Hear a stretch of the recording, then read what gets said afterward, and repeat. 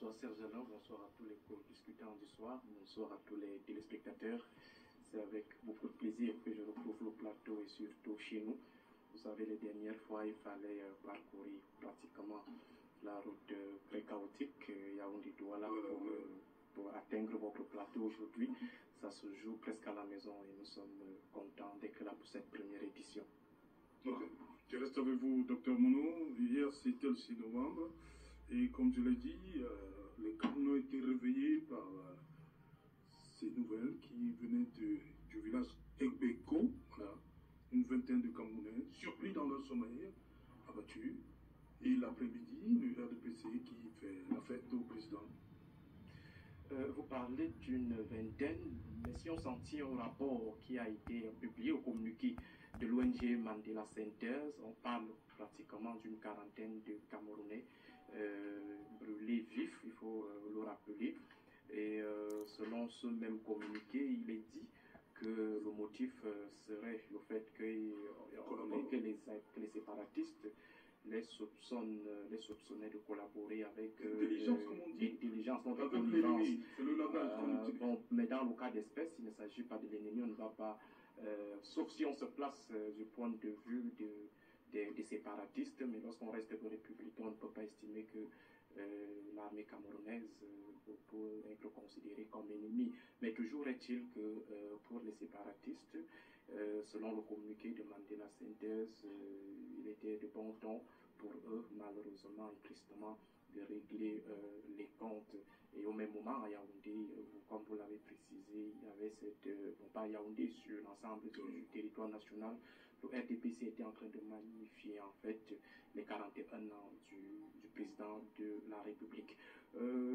Ma première observation, c'est tout simplement le manque déjà d'indignation de la société camerounaise tout entière, parce que lorsqu'il s'agit des événements qui se produisent, par exemple, du côté de l'Hexagone en France, aux États-Unis, c'est tout le monde qui rentre dans un mimétisme qui est injustifié, étant donné que nous ne sommes pas, si on s'en tient à la loi de la mort qui est écrite, nous ne sommes pas forcément très touchés par ces drames. Mais curieusement, le peuple camerounais les porte à cœur.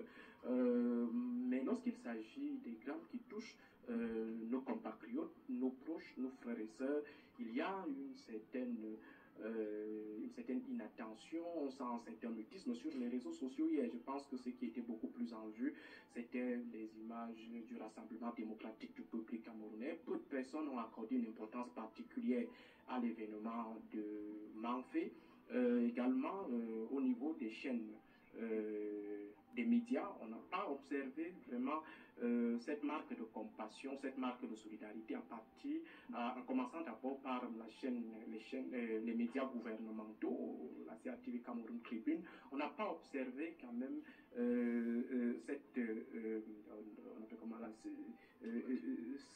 cette émotion nationale, cette compassion nationale, au niveau même des différents sites d'organisation des mouvements du RDPC. On ne va pas leur faire le reproche d'avoir poursuivi leur événement. C'était déjà pratiquement calé. Il y avait certains qui n'étaient même pas au courant qu'il y a eu ce type de situation. Mais toujours est-il qu'une fois l'information dans les oreilles, on devait quand même marquer dans les différents points de festivité une petite minute de silence ou faire balancer quelque chose qui allait marquer quand même que le Cameroun était en deuil. Malheureusement, les gens sont restés focus sur leur événement. Mais ce que je retiens davantage de cette situation, triste situation, c'est que d'une part, les populations, d'une manière ou d'une autre, sont victimes d'une situation qui leur est totalement étrangère. Elles ne sont pas à l'origine de ce problème. Mais malheureusement, ce sont elles qui payent le lourd tribut. Et vous voyez, elles sont prises entre le marteau et l'enclume. Le marteau de l'armée camerounaise qui, de temps en temps, accuse cette population de connivence avec l'ennemi. Et de l'autre côté, l'ennemi, les séparatistes, qui accusent cette population d'intelligence avec l'armée camerounaise. Finalement, quelle devrait être la posture de la population?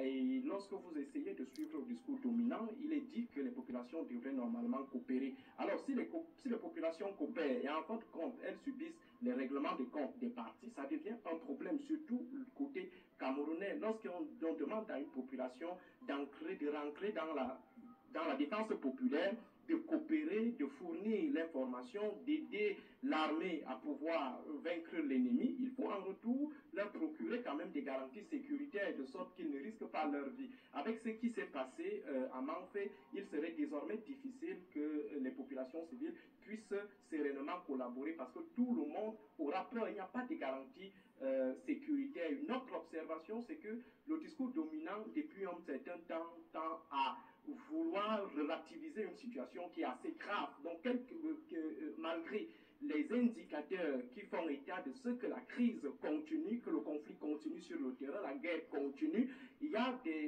ce que j'ai qualifié de parvenus qui se donnent cette liberté de venir sur les plateaux, de tenir des discours publics en disant qu'il n'y a plus de problème au Nozo. Et pourtant, nous avons des frères, des sœurs, des compatriotes qui sont des civils, qui sont dans l'armée, qui sont exécutés comme ça sommairement, qui sont brûlés au vif. À ce moment précis, on est obligé d'interroger l'humanisme même des Camerounais, interroger même la conscience nationale, la conscience de ceux qui nous gouvernent. On va nous faire le reproche de ne pas suffisamment condamner les séparatistes, mais il faut qu'on sache que lorsqu'on rentre dans le contrat social, ce n'est pas avec les ennemis, on rentre dans le contrat social avec l'État, le Léviathan. Et la première fonction, c'est d'assurer la sécurité des populations qui lui donnent tous les moyens, qui lui donnent toutes les une partie des libertés pour pouvoir agir en son nom afin de lui procurer cette sécurité. Mais lorsqu'on se rend compte que les populations sont totalement abandonnées et que l'État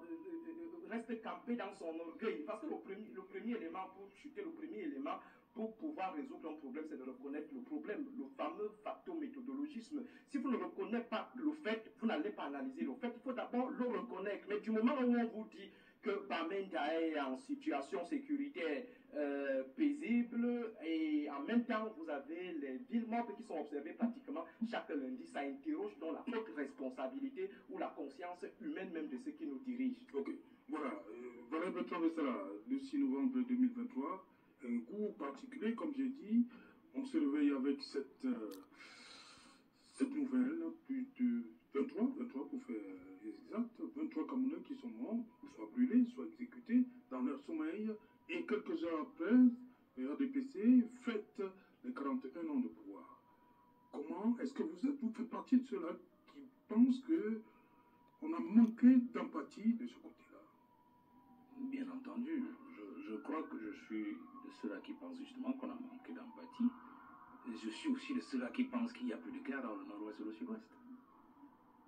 Il s'agit juste des bandes, des bandits qui sont encouragés par ceux qui nous dirigent. Parce qu'il faut absolument qu'on ait l'impression qu'il y a quelque chose encore là-bas.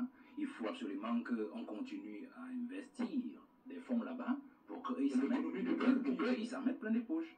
Donc on est dans un système d'économie de guerre, en fait, qui est entretenu, maintenu. On peut le voir, tout simplement. Vous savez ce que Dr Mounou disait, le Cameroun est justement sous le système de la défense populaire. Depuis la loi de 1967 sur la défense nationale, elle place la défense nationale sous le signe de défense populaire, c'est-à-dire que chaque Camerounais est chargé en son individualité, là où il se trouve, au moment où il se trouve, de la défense du territoire. Donc, et cela passe donc par le renseignement prévisionnel. C'est-à-dire que lorsqu'il y a une exaction, chaque Camerounais a une obligation d'informer les forces de maintien de l'ordre, les forces de défense, l'autorité, de ce qui se passe. Donc c'est le système de défense populaire. Et en cas de guerre, il est possible que vous et moi, chaque Camerounais, qu'on lui donne une arme pour aller défendre la patrie. C'est-à-dire que chaque Camerounais est un réserviste potentiel en cas de guerre. Parce qu'en fait, notre armée qui a un effectif d'environ 50 000 comme effectif, 50 000 individus, ne peut pas supporter une guerre permanente ou une guerre vraiment acharnée si elle nous venait de tous les côtés. Donc chaque Camerounais cherche cette défense. Donc c'est dans ce registre-là justement qu'on se trouve. C'est-à-dire que les Camerounais dans le nord-ouest et le sud jouent leur rôle. C'est-à-dire qu'ils donnent des informations à ceux qui dirigent la zone, ceux qui assurent la sécurité dans la zone, mais en contrepartie, il s'établit qu'ils ne sont pas protégés. Ils ne sont pas protégés. Alors, moi je vais dire une chose, c'est comment est-ce que les séparatistes, ou du moins ces enfants qui ont posé ces actes-là, savent que ce qu'ils ont brûlé là, les maisons qu'ils ont incendiées, Comment ils savent que c'est eux qui donnent l'information et pas d'autres, et pas leurs voisins?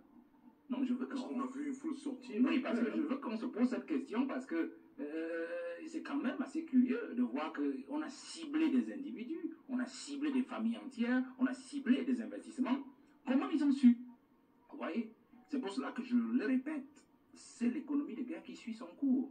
C'est-à-dire que vous avez des situations où des gens particulièrement connaissent les positions de notre armée, et bien c'est encore dans eux dans leur hiérarchie, dans la hiérarchie qui indique à ces gars qui sont en brousse les positions de notre armée, leur déplacement, et vous voyez ce qu'on a eu, parce que ce qui arrive à Manfé n'est que, en fait, ce qui arrive tous les jours. C'est-à-dire des soldats vont dans une opération et puis sont interceptés en chemin par des engins explosifs improvisés. Vous voyez? Comment est-ce que ces gars savent qu'effectivement, il y a un contingent qui est déjà en route pour telle position X ou Y? Vous comprenez? Ça veut dire qu'il y a des complicités à l'intérieur. Donc il faut absolument ramener ces complicités-là, les lever. Mais je pense que le problème est encore plus au fond, parce que je dis toujours que le problème du nord-ouest au sud-ouest, c'est à Yaoundé, ce n'est pas dans le nord-ouest et le sud-ouest. Le problème du nord-ouest au sud-ouest, c'est le manger pour tous. Le soleil pour tous. S'il y a le panier de la ménagère, il est consistant pour tous dans la zone, ils ont de l'eau, ils ont des routes, ils ont tout ce qui manque aussi dans toutes les autres régions, parce qu'eux, ils ne sont que revendiqués ce que les autres dans les autres régions ne veulent pas revendiquer. Parce que toutes les régions ont ce problème, vous voyez? Donc il y a ce problème. Il y a aussi le problème du manger pour tous. Quand on dit le manger pour tous, le manger pour tous est corrélé à la longévité au pouvoir de ceux qui sont là aussi.